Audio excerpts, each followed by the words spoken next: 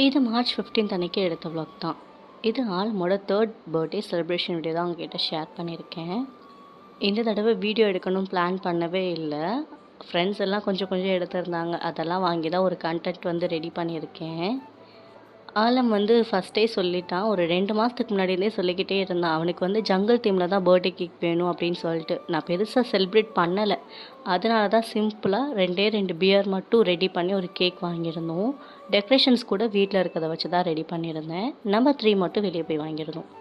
Birthday celebrate பண்ணணும்னு பிளானிங்கே இல்லை. சடனாக எடுத்த பிளான் தான். அதாவது இன்றைக்கி பர்த்டேனா இன்றைக்கே சடனாக பிளான் பண்ணி நைட்டு டின்னருக்கு தான் எல்லோரையும் இன்வைட் பண்ணியிருந்தோம்.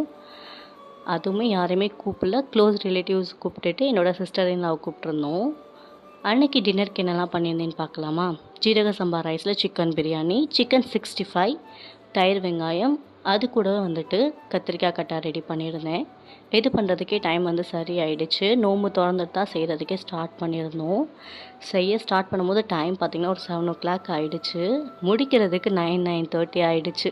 எல்லாருமே நோம்பு திறந்துட்டு அப்போ தான் வடையெல்லாம் சாப்பிட்டனால லேட்டாக சாப்பிட்டோம். இந்த மாதிரி மோர் வீடியோஸ் பார்க்க நம்ம சேனலை சப்ஸ்கிரைப் பண்ணி வச்சுக்கோங்க. இன்னொரு vlogல பார்க்குறேன். பாய்.